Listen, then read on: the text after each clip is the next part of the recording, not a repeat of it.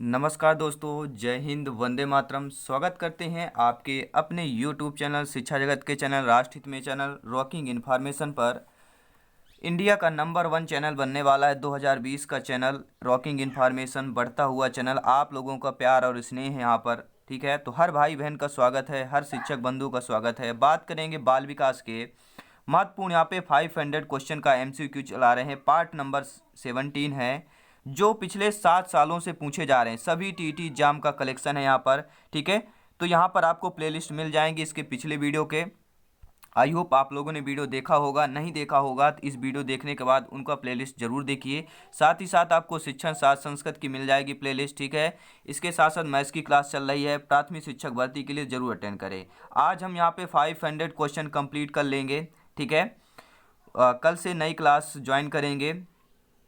तो यहाँ पे हमने कल आपके लिए होमवर्क दिया था, ठीक है।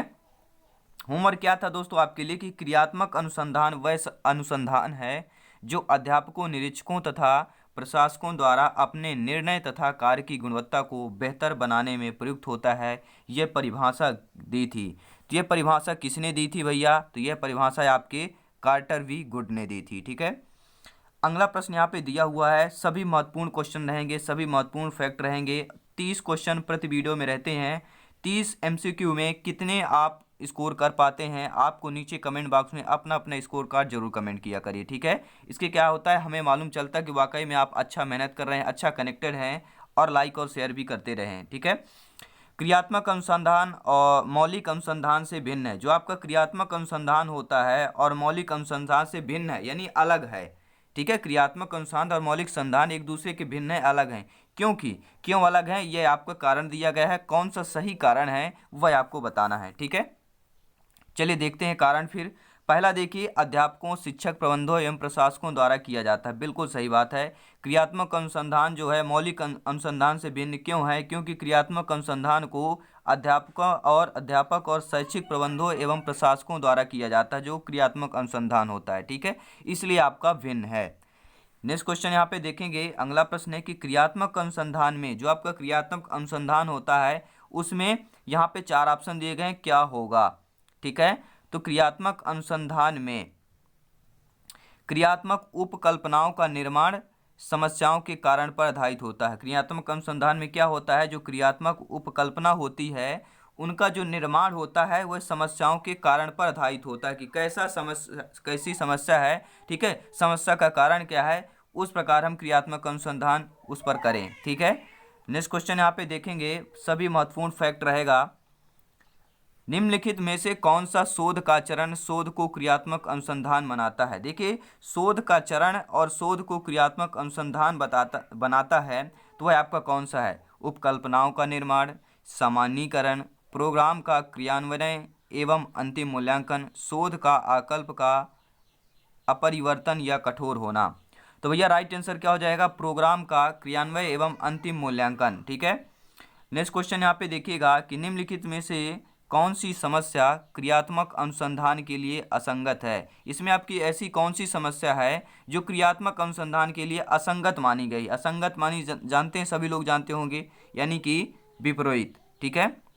संगत यानी साथ साथ, ठीक है, और असंगत यानी अलग अलग। तो कौन सी आपकी समस्या जो है क्रियात्मक अनुसंधान के लिए असंगत है, तो कौन सी भैया होगी? तो चलिए आइए देख लेते हैं। 4 ऑप्शन दिए गए हैं। इनमें से जो परंपरागत विधि के ऊपर कंप्यूटर सहायतित अन्वेषण का प्रभाव होता है वह क्या होता है?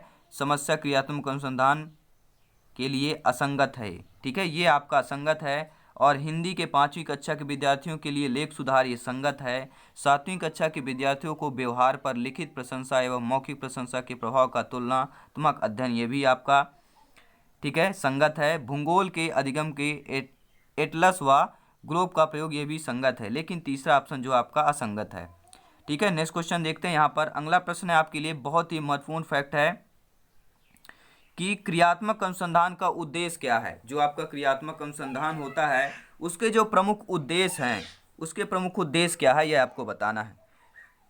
नवीन ज्ञान की खोज करना, शैक्षिक परिस्थितियों में व्यवहार विज्ञान का विकास, विद्यालय तथा कक्षा की शैक्षिक कार्य प्रणाली में सुधार लाना, या इनमें से सभी होंगे, यानी कि सभी होंगे। तो क्रियात्मक अनुसंधान का उद्देश्य क्या होता है?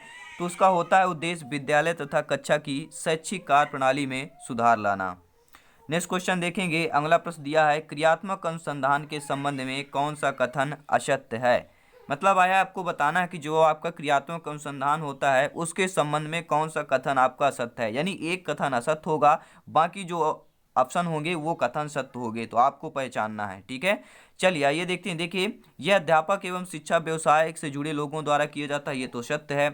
दूसरा देखिए, यह किसी विशिष्ट समाधान के लिए किया जाता है, ये भी आपका सत्य है। फिर तीसरा देखते हैं, तीसरा आपका क्या कह रहा है। तीसरा कह रहा है कि व्यापक स्तर पर निर्णय लेने के लिए सूचना संकलन का कार्य इसमें किया जाता है। तो भैया ये जो है आपका क्या हो जाएगा, असत्य होगा। ठीक है, ये आपका तीसरा ऑप्शन आपका जो दिया हुआ है वह असत्य दिया है। चौथा देते हैं, जब हमारा तीसरा असत्य हो गया तो तीसरा ही सही होगा। ठीक है, तो चौथा हमें पढ़ने की आवश्यकता ही नहीं पड़ती। नेक्स्ट क्वेश्चन देखेंगे, राष्ट्रीय पाठ्यचर्या रूपरेखा 2005 में निम्नलिखित में से किस परीक्षा संबंधी सुधारों का सुझाव किया गया। देखिए, मैंने राष्ट्रीय पाठ्यक्रम जो रूपरेखा होती है एनसीएफ 2005 हो गया। ठीक है, आरटीई एक्ट 2009, ठीक है, जो आपका एनसीएफ 2005 होता है, और आरटीई एक्ट जो होता है, ठीक है, उस आरटी एक्ट जो 2009 है, इसमें मैंने स्पेशली अलग अलग वीडियो बना रखा है, तो यहाँ पे आपको प्लेलिस्ट मिल जाएगी, वहाँ पर ज़रूर ज्वाइन करिए। ठीक है, और इनका गहराई से जानिए, क्योंकि यहाँ से 3-4 क्वेश्चन जरूर पूछे जाते हैं। ठीक है, तो बात करेंगे क्वेश्चन की कि राष्ट्रीय पाठ्यचर्या रूपरेखा जो होती है एनसीएफ 2005 में निम्नलिखित में से किस परीक्षा संबंधी सुधारों का सुझाया गया था, यानी सुझाव दिया गया था, सुधारा गया था, सुझाया गया था। तो क्या भैया सुधारा गया था, तो यहाँ पर आपका कक्षा 10 की जो परीक्षा हो ऐच्छिक हो, यह सुधारा गया था, ध्यान दीजिएगा। ठीक है, मोस्ट इंपॉर्टेंट क्वेश्चन है। नेक्स्ट क्वेश्चन देखेंगे कि पाठ्यक्रम निम्नलिखित में से शिक्षण के कौन से चर में आता है। जो आपका पाठ्यक्रम में होता है, पाठ्यक्रम में क्या होता है, शिक्षण के कौन सा चर में आता है। ठीक है, कौन से चर में आएगा, आश्रित में, मध्यस्थ चर में आएगा, स्वतंत्र चर में आएगा, सभी चर में आएंगे। तो कौन से चर में आएगा, मध्यस्थ चर में आता है, क्योंकि पाठ्यक्रम की बात की गई है, तो पाठ्यक्रम जो होता है शिक्षण के मध्यस्थ चर में आता है। ठीक है, नेक्स्ट क्वेश्चन की बात करेंगे, स्मिथ ने शिक्षण की त्रिध्रुवी प्रक्रिया में कार्यवाहक माना है। जो स्मिथ होता है, ठीक है, वह शिक्षण की त्रिध्रुवी प्रक्रिया में कार्यवाहक मानता है, अभिभावक, शिक्षक, शिक्षार्थी, पाठ्यक्रम। ठीक है, तो क्या होगा, शिक्षक हो जाएगा। जो स्मिथ ने किसको माना है, शिक्षण की त्रिध्रुवी प्रक्रिया के कार्यवाहक माना है, शिक्षक को ही माना है। ठीक है, नेक्स्ट क्वेश्चन देखिएगा, यह क्वेश्चन है आपके एनसीएफ से क्वेश्चन है कि राष्ट्रीय पाठ्यचर्या की रूपरेखा 2005 के आधारभूत सिद्धांतों में निम्नलिखित में से कौन सा भाग सम्मिलित नहीं है। यानी जो आपके एनसीएफ का आधारभूत सिद्धांत है वह सम्मिलित नहीं है, ऐसा कौन सा ऑप्शन है जो सम्मिलित नहीं है। देखिए, अच्छी वाय परीक्षाओं का आयोजन करना यह आपका सम्मिलित नहीं है, लेकिन रटने को महत्व प्रदान न करना सम्मिलित है, पुस्तकों को इतर ज्ञान प्राप्त करना भी सम्मिलित है, और ज्ञान को वास्तविक जीवन से जोड़ना आपका सम्मिलित है। नेक्स्ट क्वेश्चन की बात करेंगे, अगला प्रश्न दिया हुआ है आपका कि राष्ट्रीय पाठ्यचर्या की रूपरेखा 2005 के अनुसार गणित शिक्षण का मुख्य उद्देश्य क्या है। तो मुख्य उद्देश्य क्या है, बच्चों में तार्किक चिंतन तथा समस्या समाधान योग्यता को विकसित करना।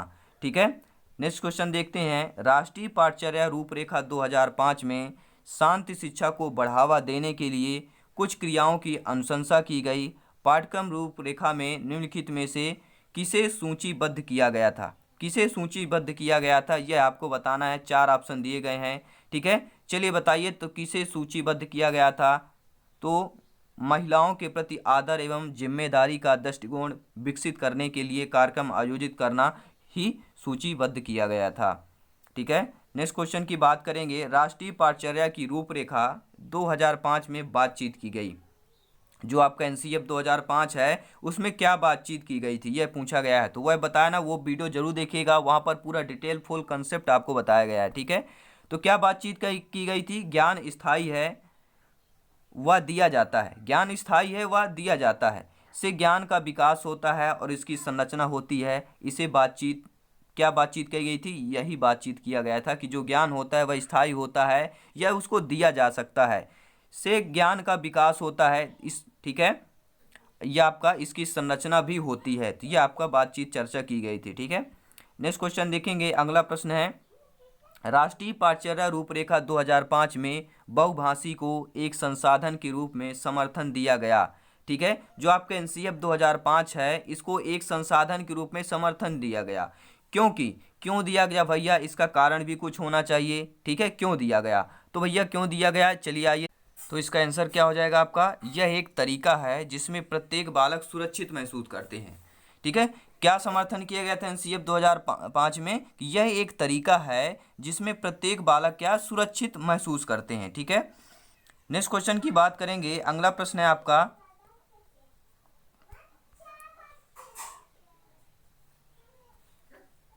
राष्ट्रीय पाठ्यचर्या रूपरेखा 2005 के अंतर्गत परीक्षा सुधारों में निम्नलिखित में से किस सुधार को सुझाया गया।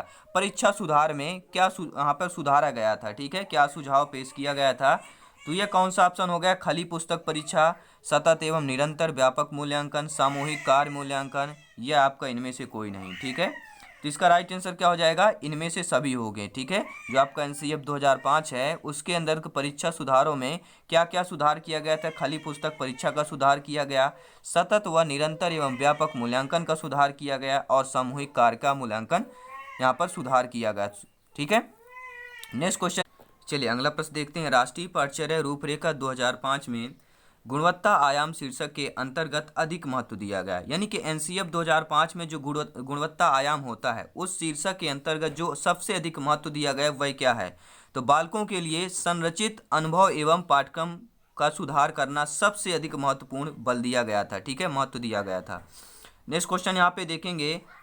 अगला प्रश्न है कि आगमन विधि में छात्र अग्रसर होता है, जो आपकी आगमन विधि होती है उसमें छात्र क्या होता है, अग्रसर होता है। क्यों अग्रसर होता है, कैसे अग्रसर होता है, विशिष्ट से समान की ओर अग्रसर होता है, समान से विशिष्ट की ओर अग्रसर होता है, समान से समान की ओर अग्रसर होता है, या विशिष्ट से विशिष्ट की ओर अग्रसर होता है। तो आगमन विधि में छात्र अग्रसर होता है, तो क्या अग्रसर होगा, क्या सही होगा, आप लोगों को पता हो कमेंट करके जरूर हमें बताएं।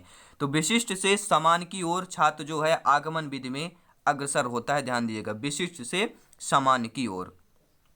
नेक्स्ट क्वेश्चन देखेंगे, निम्न किस में से पाठ योजना का अंग नहीं है। अब बताइए, बहुत ही मोस्ट इंपॉर्टेंट प्रश्न है, ऐसे प्रश्न जरूर आपके एग्जाम में आते हैं। तो हर भाई बहन से निवेदन है वीडियो अंत तक देखिए और पीडीएफ फाइल आपको फ्री में उपलब्ध कराई जाएगी। तो आज ही ज्वाइन करिए टेलीग्राम चैनल या व्हाट्सएप ग्रुप, लिंक आपको वीडियो को डिस्क्रिप्शन में दे दी जाएगी, सबसे नीचे जाएंगे लिंक आपको मिल जाएगी। ठीक है, तो निम्नलिखित में से पाठ योजना का अंग नहीं है, क्या अंग नहीं है भैया, तो यहाँ पर चलिए ये चेक करते हैं क्या अंग नहीं होगा। देखिए, समान उद्देश्य तो आपका अंग है पाठ योजना का, विशिष्ट उद्देश्य भी है और आपका सहायक सामग्री है, लेकिन जो जांच कार्य है यह आपका उद्देश्य नहीं है, पाठ योजना का अंग नहीं है। क्या अंग नहीं है भैया, जांच कार्य आपका अंग नहीं है, समान उद्देश्य, विशिष्ट उद्देश्य, सहायक सामग्री आपका एक, ये सभी अंग हैं।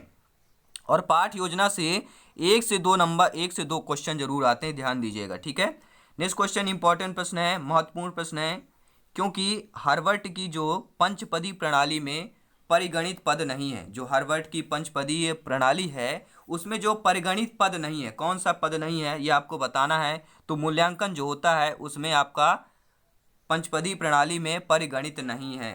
ठीक है, परिगणित पद आपका उसमें नहीं है। नेक्स्ट क्वेश्चन देखेंगे, दलित शिक्षण पद्धति कब प्रारंभ हुआ। बहुत ही मोस्ट इंपॉर्टेंट क्वेश्चन है, जो दलित शिक्षण पद्धति है आपकी वह कब प्रारंभ हो गई थी। देखिए, डीपली क्वेश्चन है, मोस्ट इंपॉर्टेंट क्वेश्चन है। आई होप आप लोग अच्छे तरीके से समझ पा रहे होंगे और मैं भी कोशिश करता हूँ आप लोगों को अच्छी तरह से डिस्प्लेन कर सकूँ। ठीक है, तो दलित शिक्षण पद्धति का प्रारंभ कब हुआ था, आप लोगों को पता हो तो वाकई में अपना अपना फीडबैक जरूर दीजिए। तो अमेरिका कब कहाँ, क्या क्वेश्चन है कि दलित शिक्षण पद्धति का प्रारंभ हुआ, तो कहाँ से प्रारंभ हुआ भैया, आपके अमेरिका से प्रारंभ हुआ था। ठीक है, नेक्स्ट क्वेश्चन की बात करेंगे, सूक्ष्म शिक्षण का समय है, जो आपका सूक्ष्म शिक्षण होता है, सूक्ष्म यानी कि छोटा, यानी कि बहुत बारीकी से जो शिक्षण होता है उसका समय माना गया है, समय पूछा गया है, तो वह होता है 5 से 10 मिनट। ठीक है, नेक्स्ट क्वेश्चन है कि भारत के संविधान की क्या विशेषताएं हैं, जो हमारे देश की भारतीय संविधान है उनकी विशेषताएं क्या है, यह प्रश्न है।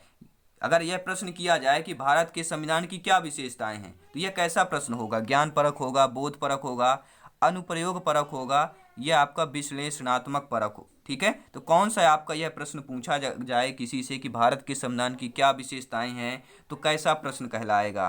तो ये ऐसे क्वेश्चन अगर पूछे जाएं तो ज्ञान परक क्वेश्चन का प्रश्न कहलाते हैं, ठीक है। नेक्स्ट क्वेश्चन है, विज्ञान शिक्षण की वह विधि जिसमें विद्यार्थी को एक खोजी के रूप में कार्य करने का अवसर दिया जाता है, वह क्या कहलाएगी। खोजी के रूप में अवसर दिया जाता है तो स्वाभाविक तौर पर बात होगी, खोजी के रूप में है तो आपको क्या हो जाएगा, ह्यूरिस्ट विधि कहलाएगी, ठीक है। अगर विज्ञान शिक्षण की वह विधि जिसमें शिक्षार्थी को एक खोजी के रूप में कार्य करने का अवसर दिया जाता है तो वह क्या कहलाएगी, आपकी ह्यूरिस्ट विधि कहलाएगी, ठीक है।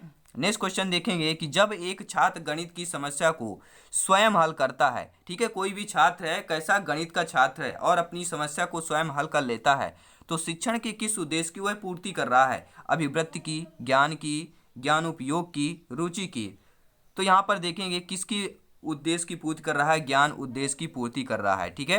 नेक्स्ट क्वेश्चन देखेंगे, विद्यार्थी विज्ञान में चित्र बनाना सीखते हैं या नहीं। जो विद्यार्थी होते हैं विज्ञान में चित्र बनाना सीखते हैं या नहीं, इसका पता लगाने के लिए बनाए गए प्रश्न निम्नलिखित में से उद्देश्य से संबंधित होंगे। किस उद्देश्य से आपके संबंधित होंगे, ज्ञान से, अवबोध से, ज्ञान उपयोग से या कौशल से। तो यहाँ पर इसका राइट आंसर क्या हो जाएगा, कौशल से संबंधित होंगे, ठीक है। नेक्स्ट क्वेश्चन देखते हैं, अगला प्रश्न है कि निम्नलिखित में से कौन सा कथन शिक्षण के बारे में असत्य है। यानी कि यह इसमें से 4 ऑप्शन में एक कथन आपका सत्य दिया हुआ है शिक्षण के बारे में, वह आपको यहाँ पे चॉइस करना है, ढूंढना है, खोजना है। चलिए ये खोजते हैं फिर। यहाँ पर देखिए, शिक्षण में सुधार किया जाता है, ये बिल्कुल सही बात है, सत्य बात है। शिक्षण में औपचारिक एवं अनौपचारिक होते हैं, बिल्कुल ये भी सत्य है। विज्ञान शिक्षण के साथ कला भी है, बिल्कुल सत्य है। लेकिन शिक्षण अनुदेशन जो है आपका, ये असत्य हो जाएगा, क्योंकि शिक्षण के बारे में शिक्षण अनुदेशन यह आपका कथन असत्य हो जाएगा, ठीक है। चौथा option is the right answer. Next question देखेंगे कि शिक्षा में कार्यरत संस्थाओं का सबसे अधिक उपयोग क्या है। मान लीजिए शिक्षा में उसमें कार्यरत जो संस्थान है उसमें सबसे अधिक उपयोग क्या है, सामान्य शिक्षा, पाठ्यवस्तु विशेषज्ञता, व्यावसायिक शिक्षा, गृह निर्माण, ठीक है। तो इसमें से सबसे अधिक जो कार्यरत संस्थाएं हैं, सबसे अधिक उपयोग क्या होगा, यूजफुल, वेरी यूजफुल, कौन सा ऑप्शन होगा, सामान्य शिक्षा, पाठ्यवस्तु विशेषज्ञता, व्यावसायिक शिक्षा, गृह निर्माण। तो इसका राइट आंसर क्या हो जाएगा, पाठ्यवस्तु विशेषज्ञता। नेक्स्ट क्वेश्चन देखेंगे, यहाँ पर अगला प्रश्न इंपॉर्टेंट प्रश्न है, ध्यान दीजिएगा। अर्जित ज्ञान को स्थायी बनाने हेतु, जो अर्जित ज्ञान होता है उसको, मान लीजिए जो हम सीख रहे हैं वो अर्जित कर लिए, उसी को हम क्या करना है, स्थायी बनाना है। तो वह जिस शिक्षण सिद्धांत का उपयोग किया जाना है आवश्यक है, वह कौन सा आवश्यक है। यानी हमें अर्जित ज्ञान को स्थायी बनाने के लिए कौन से शिक्षण सिद्धांत का उपयोग यूजफुल होगा, वह आपको बताना है, ठीक है। आवृत्ति का सिद्धांत, लोकतांत्रिक व्यवहार का सिद्धांत, नियोजन का सिद्धांत या निश्चित उद्देश्यों का सिद्धांत। तो कौन सा आंसर हो जाएगा यहाँ पर, आवृत्ति का सिद्धांत हो जाएगा, ठीक है। नेक्स्ट क्वेश्चन देखते हैं, अगला प्रश्न है, बहुत ही महत्वपूर्ण प्रश्न है, very very important VVIP question है, ध्यान दीजिएगा, ठीक है। किंडरगार्टन पद्धति का संस्थापक कौन है। जो आपके किंडरगार्टन पद्धति है उसके संस्थापक कौन है, बहुत ही महत्वपूर्ण प्रश्न है यह, ठीक है। तो यहाँ पर देखिए, फ्रेडरिक जो फ्रेवेल हैं वह किंडरगार्टन पद्धति के संस्थापक माने जाते हैं, ठीक है, फ्रेडरिक फ्रोवेल, ठीक है। चलिए लास्ट क्वेश्चन आ चुका है स्क्रीन के सामने कि कार्य सूचक क्रिया परिभाषित करना किस उद्देश्य से संबंधित है। जो आपकी कार्य सूचक क्रिया होती है उसको परिभाषित करना किस उद्देश्य से संबंधित कहलाएगा आपका, ज्ञान है, बोध है, प्रयोग है, विश्लेषण है। क्या होगा भैया राइट आंसर इसका,